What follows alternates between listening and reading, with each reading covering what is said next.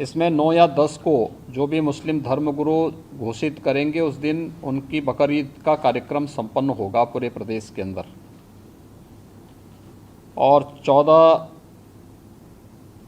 जुलाई से लेकर के लगभग श्रावण पूर्णिमा तक यह पड़ेगा। 12 अगस्त को रक्षाबंधन का पर्व भी पड़ेगा। प्रत्येक सोमवार के साथ साथ जिस दिन महाशिवरात्रि का आयोजन होगा उस दिन सभी देवालयों में भी भीड़ भाड़ होगी। 31 जुलाई से लेकर 12 अगस्त तक अयोध्या का सावन मेला भी है।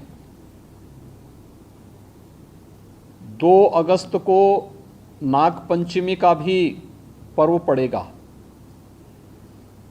और 31 जुलाई से 9 अगस्त के बीच में मुहर्रम भी है। देखिए, सभी आयोजन एक दूसरे के साथ जुड़े हुए हैं। मुहर्रम के दौरान तृतीय सोमवार 1 अगस्त को पड़ेगा, चतुर्थ सोमवार 8 अगस्त को पड़ेगा। रक्षाबंधन का आयोजन भी इस दौरान है और श्रावण पूर्णिमा 12 अगस्त को पड़ेगी। ये नागपंचमी, रक्षाबंधन और जो 2 सोमवार भी इस दौरान पड़ेंगे।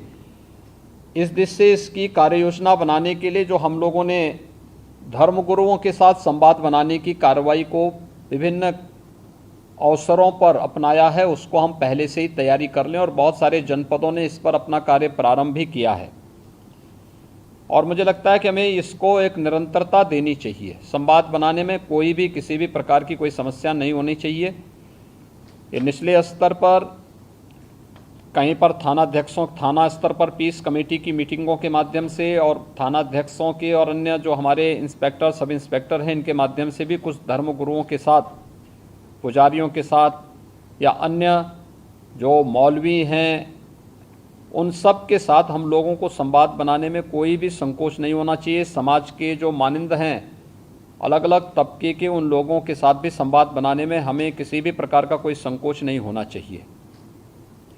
दूसरा, उससे ऊपर भी जो हमारा सर्किल है या ज्वाइंट मजिस्ट्रेट हैं उनके माध्यम से भी या जो उप जिलाधिकारीगण हैं ये लोग भी संवाद बनाएं, अच्छा होगा।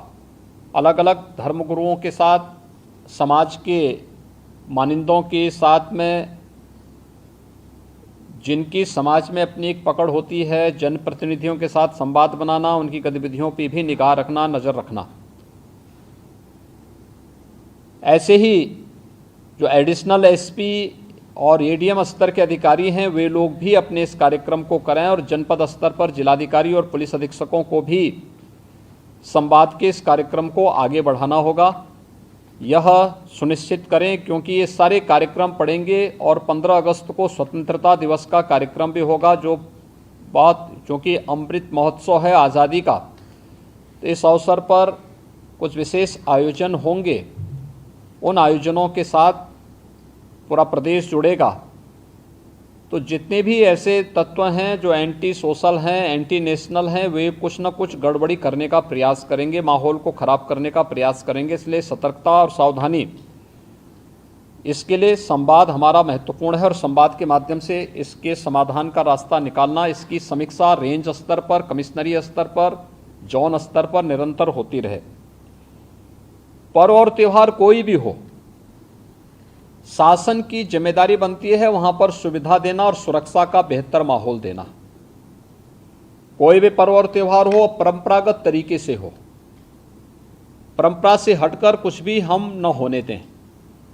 आयोजकों के नाम नोट करें, आयोजकों से हम लोग एप्लीकेशन जरूर लें और उनसे सुनिश्चित जरूर कराएं।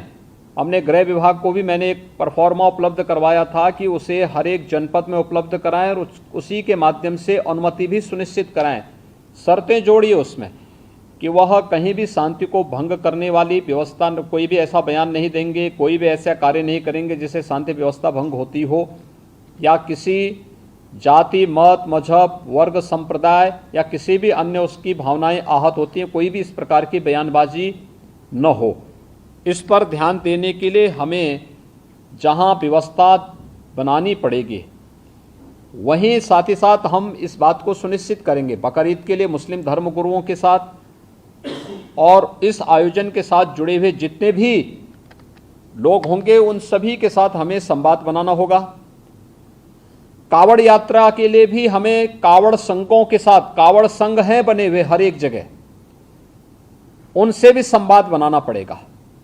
अगर हम उसी स्तर पर संवाद बनाएंगे तो बाद में जब ये भीड़ इकट्ठी होती है तो उस समय समस्या नहीं खड़ी होती है, तब ये कार्यक्रम एक रूटीन का हिस्सा बन जाता है, फिर उसमें कोई समस्या पैदा नहीं होती है। इसलिए उन सभी चीज़ों को हमें पहले से ही एक संवाद बनाकर करना होगा। मुहर्रम के अवसर पर भी मुहर्रम से जुड़े हुए जो अलग अलग ताज़िया लेकर के जाते हैं उनके साथ पहले से संवाद होना चाहिए। कहीं भी कावड़ यात्रियों का और मुहर्रम के जुलूस आपस में टकराने की नौबत ना आने पाए, इसके लिए पहले से रूट तैयार कर लेना, पहले से सुनिश्चित करना कि किसी की भावनाएं आहत भी न हो और दोनों कार्यक्रम संपन्न हो जाएं, परंपरा का उल्लंघन भी कहीं न हो, इस बात को सुनिश्चित करेंगे और इस पर हम लोग पहले से ही ध्यान देंगे जिससे कहीं भी कोई बात न हो। दूसरा, नगर विकास के द्वारा और पंचायती राज विभाग के द्वारा स्वच्छता को, सैनिटाइजेशन को जहां प्राथमिकता के आधार पर आगे बढ़ाना होगा, वैसे भी संचारी रोग नियंत्रण का एक कार्यक्रम 1 जुलाई से चल रहा है। स्वच्छता, सैनिटाइजेशन उसका प्रमुख पार्ट है। इसको हम विशेष रूप से एक अभियान के रूप में लें। बकरीद के दिन कुर्बानी जहां होगी वह सार्वजनिक स्थल नहीं होगा, जो निर्धारित स्थल और पहले से चली आ रही वहीं पर होगा। हम सुनिश्चित करें कि यह स्थान कोई सड़क, कोई चौराहा या कोई ऐसा सार्वजनिक पार्क या कोई ऐसा स्थल न हो जहां को लेकर के अनावश्यक विवाद हो। और कुर्बानी के बाद जो भी वहां पर सॉलिड वेस्ट पड़ा हो उन सबको निस्तारण करने की भी व्यवस्था की जानी चाहिए, चाहे वह आयोजक करें, चाहे वह नगर निकाय या पंचायती राज विभाग से जुड़े हुए लोग करें। इस व्यवस्था को पहले से सुनिश्चित होना चाहिए कि कुर्बानी के तत्काल बाद उसकी सफाई की व्यवस्था भी हो जाए जिससे गंदगी न होने पाए। और वह जो सॉलिड वेस्ट आप डालेंगे वह एक ऐसी जगह रखना चाहिए जहां बस्ती से दूर हो, नहीं तो बहुत तेज बदबू करेगा। उसके बाद तमाम प्रकार की बीमारियां और अन्य संक्रामक बीमारियां वहां पर होने के खतरे होते हैं। इन चीज़ों को सुनिश्चित करेंगे।